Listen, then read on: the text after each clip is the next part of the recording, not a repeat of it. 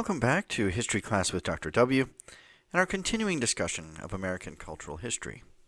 In the previous lecture, we talked about the culture of consensus, which prevailed in the United States in the years after World War II and the early 1950s.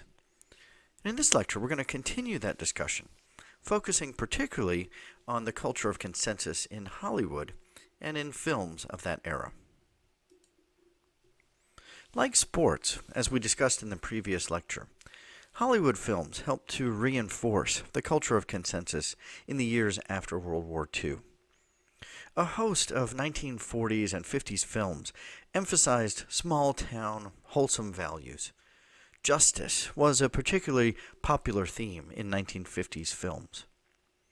Also popular in post-war movies were westerns, combat films, biblical epics, and musicals, all of which celebrated quote-unquote Americanism. John Wayne became the leading box office draw in the early 1950s, and his war epics and westerns made him a role model in anxious times. He typically played lonely authority figures, carrying huge responsibilities. These films emphasized the need for regimentation and order, and romanticized America's role in the world. They also romanticized violence as a way to maintain order, which meshed with American Cold War foreign policy in that era. Biblical epics also dramatized the religious undertones of the Cold War. The Protestant minister Norman Vincent Peale topped the bestseller list in both 1952 and 53 with his book, The Power of Positive Thinking. You need to believe in yourself and avoid negative thoughts. The evangelist Billy Graham and several other religious figures also had bestsellers in the 1950s. And songs with religious themes frequently cracked the top 10 during that decade. Many of Hollywood's biggest productions of that era were biblical films. Samson and Delilah in 1949, David and Bathsheba in 1951, The Ten Commandments in 1956, and Ben-Hur in 1959 were only a few of the most famous. These pieces all emphasize Christianity, but no one particular denomination.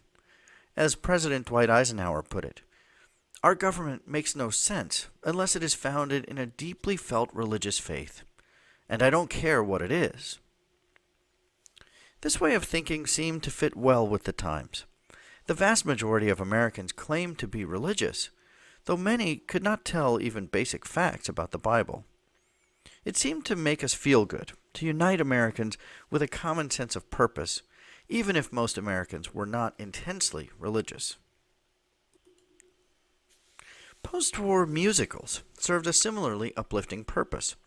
Between 1943 and 59, Richard Rodgers and Oscar Hammerstein dominated the musical stage, producing 6 hit shows and several other popular ones.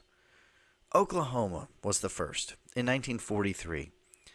It has been called the first totally integrated musical, in which no song is superfluous or irrelevant to the plot and characters. Rodgers and Hammerstein also combined escapism with positive messages about eradicating prejudice, the need for tolerance and justice. Oklahoma also helped to rejuvenate the image of that suffering state with pastoral scenes and grassy plains rather than the ravages of the Dust Bowl. And I mentioned in the previous lecture, combined with the successful Oklahoma Sooners football team, this musical played a key role in restoring the reputation of that state. Carousel in 1945, South Pacific in 1949, and The King and I in 1951 all ran for at least several years and remain mainstays of the theater even today.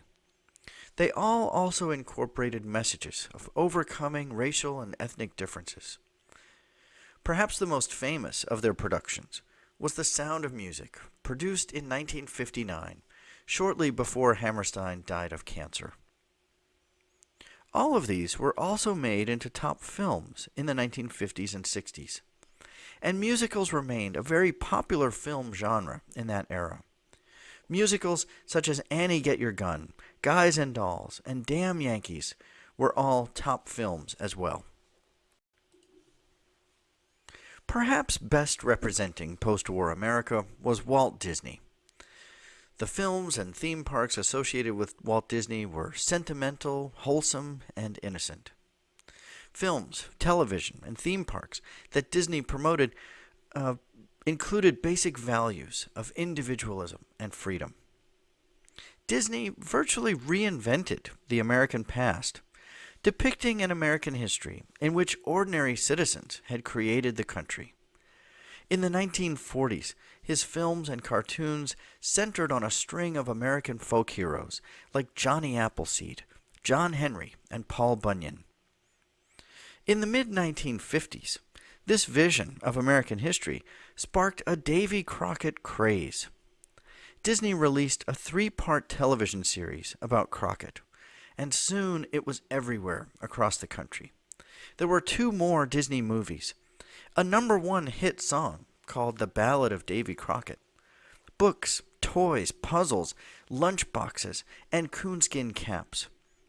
Crockett symbolized a plain folk hero who battled for his beliefs in a less complicated time than the Cold War. Disney's America was full of happy families and open to all groups. His 1950s films were filled with stories of assimilation and blending minorities with the ranks of the majority. In his films, Native Americans, African Americans, and Hispanics were treated sympathetically for the first time. Still, stereotypes surfaced. At Frontierland, in Disneyland for instance, patrons witnessed hostile Indians shooting pioneers, or could recreate life on a southern plantation, while a black woman dressed as Aunt Jemima cooked pancakes while she sang. Disney intentionally sought to create a new sort of theme park at Disneyland, a contrast to the old urban parks like Coney Island, which he hated. He hated the constant badgering, overwhelming crowding and clutter and riffraff of those parks. At Disneyland, visitors enjoyed a clean, predictable, and orderly environment. In our next lecture, we'll talk about a darker side to the culture of consensus, the Red Scare of the 1950s.